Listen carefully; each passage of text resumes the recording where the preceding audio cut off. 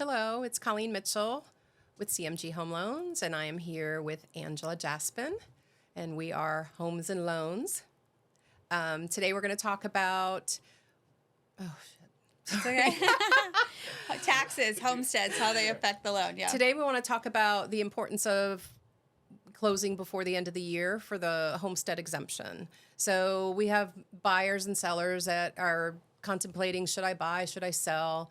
And is this a good time of year? If you're wanting to buy a new primary residence, one thing you need to consider is the homestead exemption, where you get a discount on your property taxes. And you'd have to close by the end of the year in order to qualify for next year. So if you want to elaborate a little more. Yeah, sure. So a couple different things. I do find that clients generally want to close before the end, more serious clients, I would say. Right.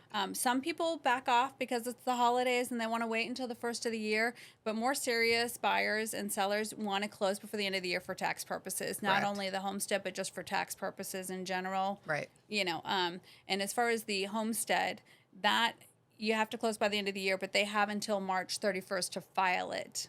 For the following year, yes. For the following year. And then it doesn't go into effect until that November when they're looking at things because they're going to reassess properties. Because sometimes it can make a huge difference in your property taxes. A huge difference. I think one thing that people don't understand, which is the biggest component of this, is that, your homestead, just so you understand, is a tax benefit if you live in the property as your primary residence. Okay, yes. So you can't have a homestead on every property you own. It has to be on your primary residence.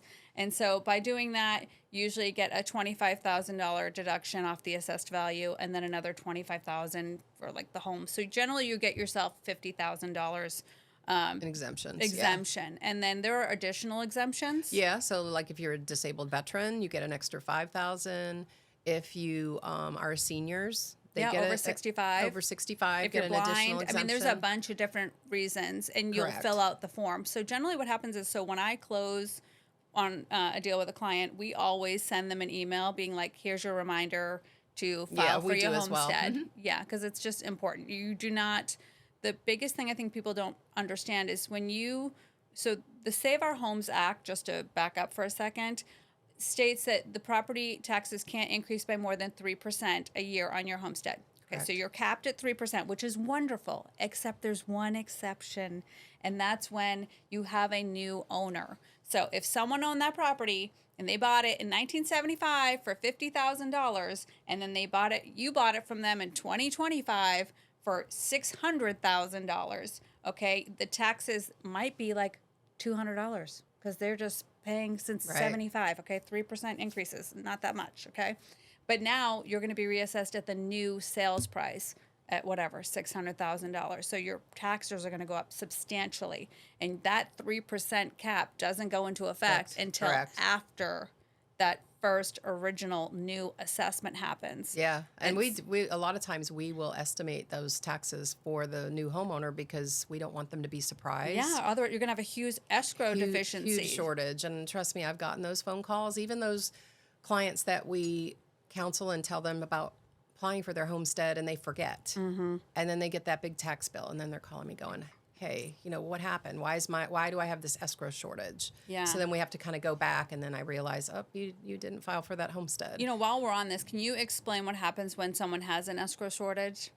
So when you have an escrow shortage, you have the option to pay the escrow shortage up front, or we'll take it and divide it by 12 and add it into your monthly payment. So it's like you can say they said it's another $2,000. You can do a lump sum, or they're going to add another $100, $150 to your monthly escrow balance that they're going to hold until it's due every year. And for some folks, that's hard for them to pay that shortage plus the increase in their property taxes. Oh, yeah.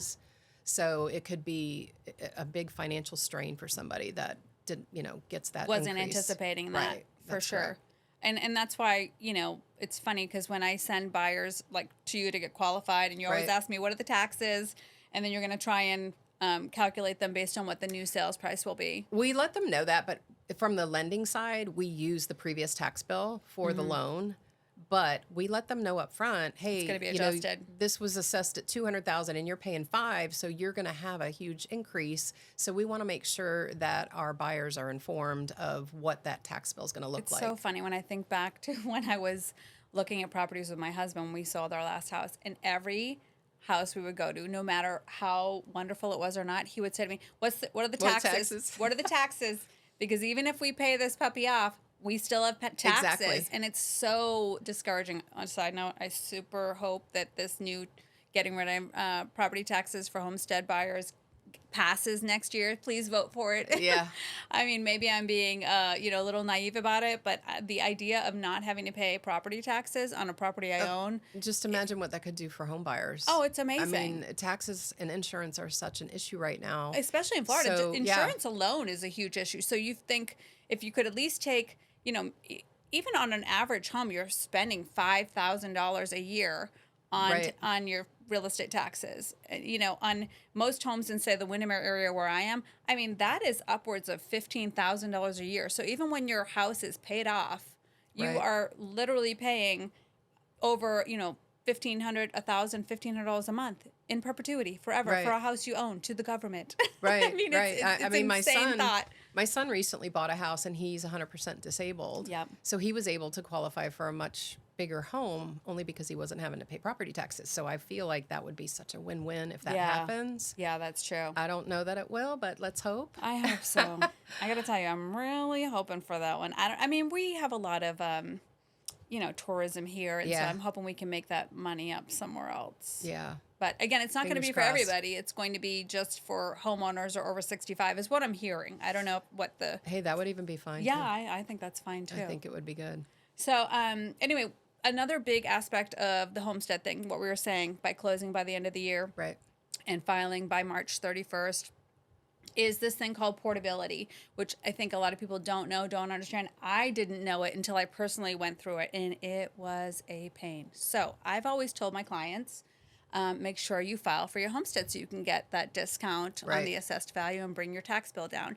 What I didn't understand until recently was the portability part of that. So basically, if you lived in a homestead, another property is your primary, and then you sell it to buy another primary, you can take the difference of that property and they add it onto your new property. And let me give you a little example so the people listening can kind of understand.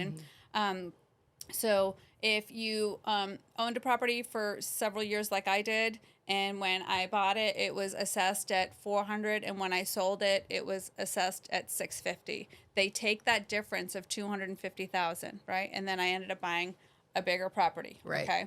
And so if now my property is assessed at $1 million, right, for example's sake, then they take that $250 off, and then I'm only assessed at the $750, and so that's a huge I did the same thing. I saved a lot by porting my taxes. So you have to know to port your taxes, and I feel like people don't understand that, where you're literally, that's $250,000 in this example that you're not going to pay taxes. That's probably $5,000 in your tax bill. Yeah. So I mean, and people don't talk about it, and it's such a big deal. And I got my tax bill, and I was like, how did this go up 55%? My tax bill went up 55%, and I was like, what is going on here? Like, this is not okay.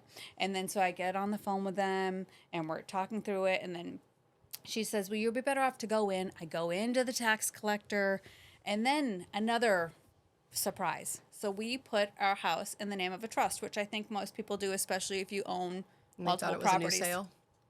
What? Did they think it was a new sale? And it was a new sale from last year, but because the name was in the trust, and when I had filled out the homestead paperwork, I put my husband's name down, right? Because it's really, you had to put someone's information, but it's really under the trust, which is both of us. Right. So then they told me, no, you only get 50% because you didn't put your name on it. I'm like, well, where does it tell me I have to put my name on it when it's the trust? So they were like, well, we will apply it next year. So for a whole year, we're paying taxes on another $100,000. So then you have to go through and dispute it. So there are things you can do. The big takeaway from this is if you recently filed for your homestead, and you didn't know about the portability, and now your tax bill went way up, go back and look at it. Go back and look at the property you sold and the difference of the assessed value. Go make an appointment and go in person. Yep. Make an appointment and go in person for 100%. But you have 3 years to transfer the portability, which I think a lot of people don't know. So even if you filed your homestead, you didn't know about the portability aspect of it, it could bring down your taxes immensely. Yeah. So you have 3 years. Don't miss that cutoff. Make sure that if it's you and your husband, you have to put both your names on the application, which I learned the hard way a few days ago. So Right. hopefully, And when you add someone to your deed, Mm-hmm. and if they're not living in the property, unfortunately, that takes away part of your Homestead. Yeah. So if you have like a parent co-signing or something like that, you can actually leave that person off the deed. And I highly recommend that, because I did have a client who added their parent, and then they only got half of their homestead exemption. Because the parents have their own homestead. Because they have their own homestead. Yeah. So we can leave the parent or the co-signer off the deed. So Yeah. that's important too. That is important because, again, you don't want to take away their homestead and they don't want to take Right. away yours. Because you're both living in your own Correct. properties. Yeah, that's a good point. Well, guys, I hope you took away some valuable information in that Lots one, of because info. that was a learning curve for me for sure. And I've been in the business a long time. Yeah. But hopefully we keep providing you with great information and you keep listening, and we will see you next time. Hopefully stay tuned. Thank you.